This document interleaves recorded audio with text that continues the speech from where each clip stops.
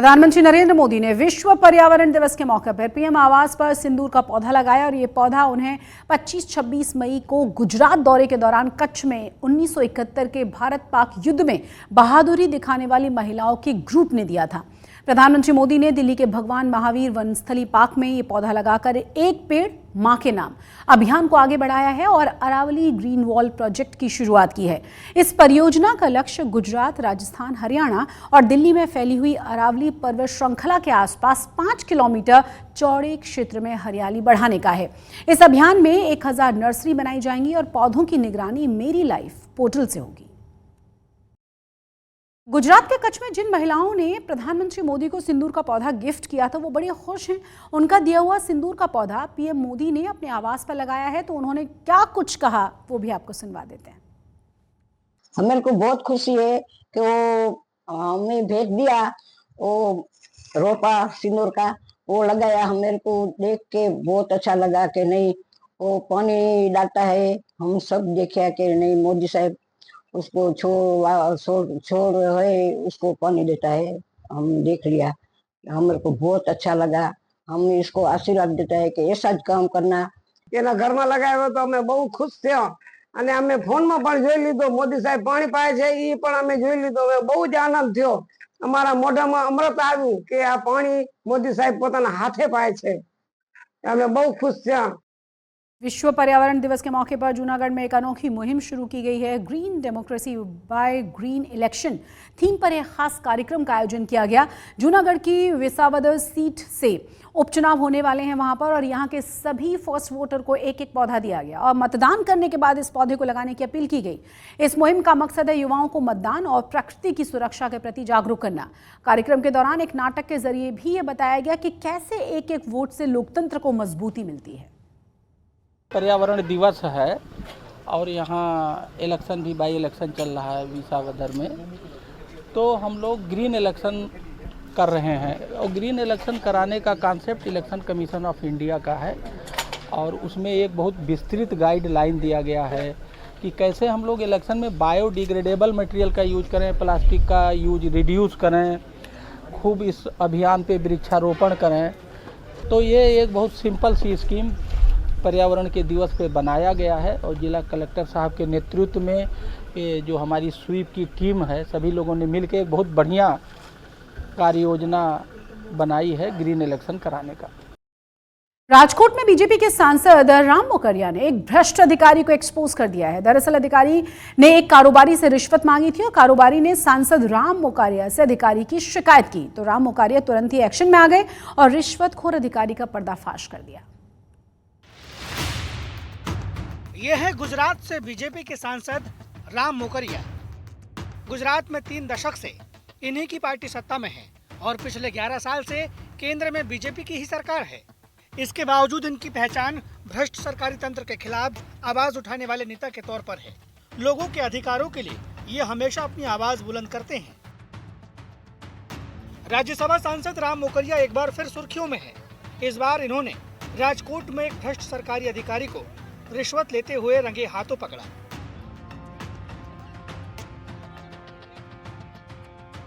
आरोप है कि अधिकारी बंसीलाल चौहान अपनी टीम के साथ एक कंपनी में गए, वहां कुछ गड़बड़ियां बताकर रिश्वत लेने की मंशा से भारी जुर्माना लगाने की धमकी देने लगे। कारोबारी हरि सिंह सुचारिया ने सांसद को पूरे मामले की जानकारी दी। इसके बावजूद भी अधिकारी ने जुर्माने के नाम पर 37,000 रुपए ऐंठ लिए। मैंने पूछा सर मेरे को नहीं पता है, प्लीज़ इस चीज़ का मेरे को वार्निंग दे के मेरे को बता दो मैं क्या क्या लिखना चाहते हैं, तो मैं पूरा दूसरी बार जो बॉक्स बनेगा हमारा लिखा देंगे हम, यहाँ कंप्यूटर लिस्ट लगा देंगे जो भी होगा। तो बोला नहीं आपको तो इस बार जो नहीं लिखा है हम ऐसे तो होगा तो हम सीज करेंगे, यहाँ आपको 87,500 रुपये यहाँ भरना है। मैंने सर इतना क्यों करते हो, हमारा कसूर क्या है सर इसमें, हमें पता नहीं है सर, नहीं करना तो पड़ेगा। तो मैंने हाथ जोड़े विनती करी साहब मैं नया हूँ मेरे को सर पता नहीं है बिल्कुल सर। मैं बोला नहीं ठीक है तो आप 50,000 रुपये हमें दे दो। तो बात के बाद मेरे को बोले कि भाई अभी आप 37,000 दे दो मेरे को। सांसद ने सबसे पहले भ्रष्ट अधिकारी को फोन पर फटकार लगाई, रिश्वत के पैसे कारोबारी को वापस दिलवाए, फिर एंटी करप्शन ब्यूरो में शिकायत कर दी।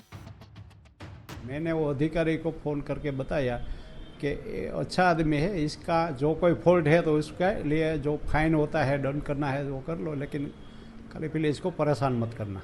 इसने हाँ बोला। बाद में वो चले गए। बाद में व्यापारी ने मेरे को फ़ोन करके बताया फिर कि वो 25,000 रुपया मेरे से ले गया रिश्वत का और 12,000 रुपया के मेरे को रिसीट दिया है। तो मैंने वो अधिकारी को बताया कि भाई हमने ना बोला था कि पैसा मत लेना, हैरान मत करना, परेशान। तो इसका मतलब क्या, आपने 25,000 रुपया लिया, इसको 10 मिनट के अंदर वापस कर दो वरना मैं आपके ऊपर अगेंस्ट एक्शन लूँगा। फिर वो 25,000 रुपया इसको तुरंत 10 मिनट के अंदर वापस कर दिया।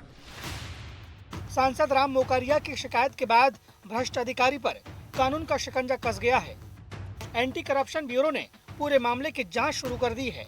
अब देखना होगा कि इस रिश्वतखोर अधिकारी के खिलाफ कब तक और क्या कार्रवाई होती है। राजकोट से रौनक मजीठिया के साथ आज तक ब्यूरो। मोरबी में पुलिस ने अवैध हथियार बनाने की फैक्ट्री का खुलासा किया और यहां पर एक शख्स पिछले कई साल से अपने ही मकान में हथियार बनाने का काम कर रहा था। इसकी भनक लगने के बाद पुलिस ने छापेमारी की। उसके बाद चौंकाने वाले खुलासे हुए। आरोपी का कहना यह है कि उसने यूट्यूब पर हथियार बनाना सीखा और फिर धीरे धीरे मिनी गन फैक्ट्री बना डाली।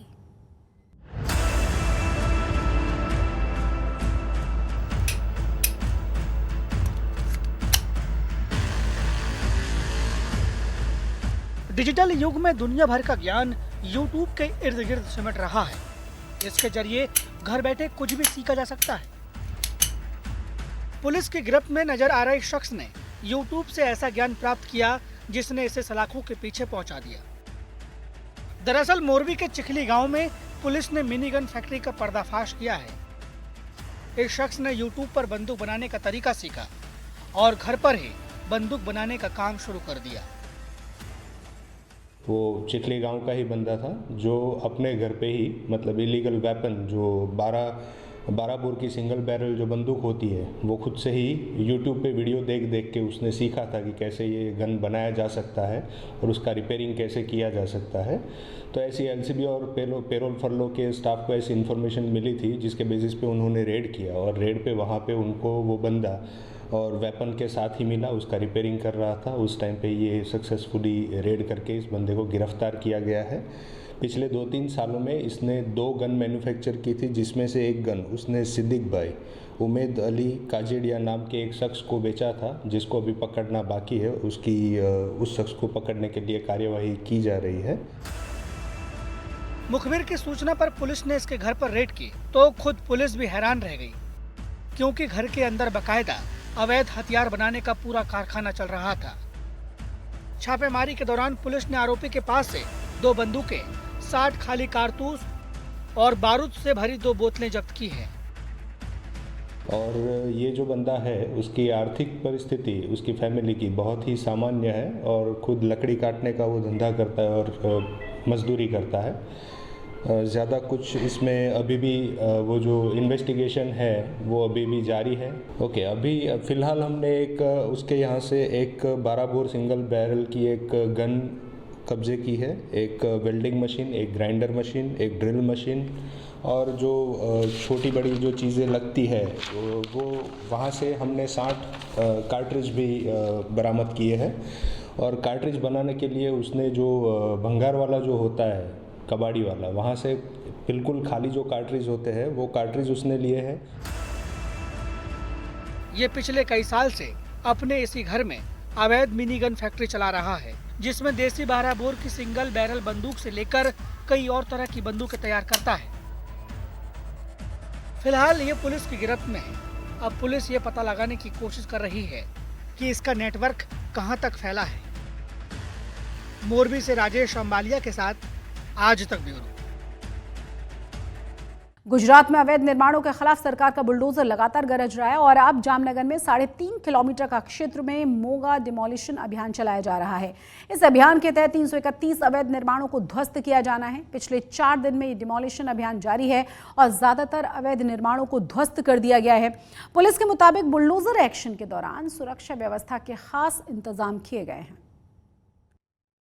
मेहसाणा से एक अजीबोगरीब मामला सामने आया है। बड़नगर में बुद्धिस्ट मोनेस्ट्री देखने आए पर्यटकों को अंदर ही लॉक कर दिया गया। जानकारी के मुताबिक कुछ पर्यटक मोनेस्ट्री में गए थे और इस दौरान वहां का कर्मचारी मेन गेट लॉक करके चला गया। जब पर्यटक बुद्धिस्ट मोनेस्ट्री के बाहर निकलने की कोशिश करने लगे तो मेन गेट बाहर से लॉक था। काफी देर तक पर्यटक अंदर ही फंसे रहे। बाद में आसपास के लोगों ने कर्मचारियों को बुलाया और लॉक को खुलवाया। तब जाकर इन तमाम पर्यटकों को बाहर निकाला जा सका। ऑपरेशन सिंदूर में पाकिस्तान को जोरदार सबक सिखाने के बाद प्रधानमंत्री नरेंद्र मोदी पहली बार जम्मू कश्मीर जा रहे हैं। यहां प्रधानमंत्री मोदी दुनिया के सबसे ऊंचे रेलवे ब्रिज का उद्घाटन करेंगे। प्रधानमंत्री मोदी सुबह 11 बजे चिनाब ब्रिज का उद्घाटन करेंगे और फिर वो अंजी ब्रिज का शुरुआत करने वाले हैं। उसके बाद वो वंदे भारत ट्रेनों को भी हरी झंडी दिखाएंगे।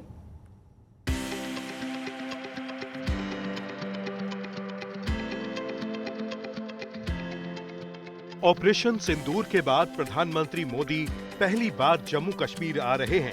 प्रधानमंत्री मोदी भारत के इंजीनियरिंग कौशल के प्रतीक चिनाब पुल और देश के पहले केबल स्टे एनजी पुल का उद्घाटन करेंगे। इसके साथ ही 272 किलोमीटर लंबे Udhampur Srinagar Baramulla rail link USBRL के पूरा होने पर वंदे भारत ट्रेनों को हरी झंडी दिखाएंगे। इस रेल परियोजना की कुल लागत लगभग 43,780 करोड़ रुपए है, जिसमें 36 सुरंगें हैं और 943 पुल शामिल हैं। इस परियोजना से कश्मीर घाटी पूरे देश से सीधे और हर मौसम में रेल संपर्क से जुड़ जाएगी। पिछले एक दशक की बेतोड़ मेहनत के बाद चिनाब रेलवे ब्रिज बनकर तैयार है। इस वक्त हम उसी ब्रिज के ऊपर मौजूद हैं और आइए आपको दिखाते हैं कि इस ब्रिज पर बने रेलवे ट्रैक की क्या खासियत है और किन किन तरह की टेक्नोलॉजीज का इस्तेमाल करके इस ब्रिज को बनाया गया है।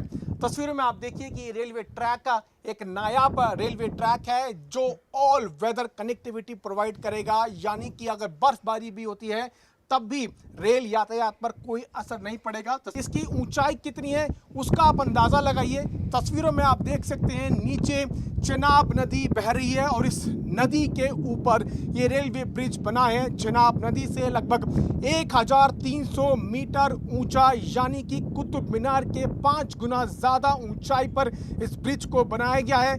इस नदी के चारों तरफ चट्टान है, चट्टानों से भरे हुए पहाड़ हैं। इन पहाड़ों को तोड़कर इस जो ब्रिज को बनाया गया है और इस ब्रिज के माध्यम से अब कश्मीर को पूरे भारत से जोड़ा जाएगा। इस पूरे 272 किलोमीटर ट्रैक में 13 किलोमीटर का रास्ता टनल के माध्यम से और 19 किलोमीटर का रास्ता पुल के माध्यम से जो ट्रेन है वो तय करेगी और ये 10 सालों में बनकर तैयार हुआ। प्रधानमंत्री कटरा से श्रीनगर के लिए वंदे भारत एक्सप्रेस ट्रेनों को भी रवाना करेंगे। इनसे तीर्थ यात्रियों, पर्यटकों और स्थानीय निवासियों को तेज और आरामदायक सफर की सुविधा मिलेगी। जो रोड 2-3 महीने यहाँ बंद रहता है तो ट्रेन की वजह से ये सारा सिस्टम खुला रहेगा। 12 महीने कंटिन्यू टूरिज्म यहाँ आ सकता है। चेरी का सीज़न है। अगर हम चेरी 1700 डब्बे होते हैं एक ट्रक में, तो इसमें 2 दिन लग जाते हैं, 3 दिन लग जाते हैं। वो तो एक दिन में पहुंच जाएगा। तो हमारा माल जो फ्रेश जिस तरह हम पेड़ों से उतारेंगे वैसे ही हमारे हिंदुस्तान की दूसरी रियासतों में पहुंच जाएगा वो माल। तो ये एक खुश आइंदा कदम है। हम इसको दिल से शुक्रिया करते हैं मोदी जी का। भारत का कश्मीर तरक्की के रास्ते पर नई ऊंचाई और नई रफ्तार के साथ बढ़ रहा है। पाकिस्तान ने पहलगाम हमले से इसी पर ब्रेक लगाने की कोशिश की, लेकिन प्रधानमंत्री मोदी के दौरे से न केवल कश्मीर फिर से प्रगति के रास्ते पर आगे बढ़ेगा, बल्कि पाकिस्तान के आतंकी मंसूबों को भी मुंह तोड़ जवाब देगा। श्रीनगर से मीर फरीद और जम्मू से सुनील जी भट्ट के साथ पीयूष मिश्रा, आज तक।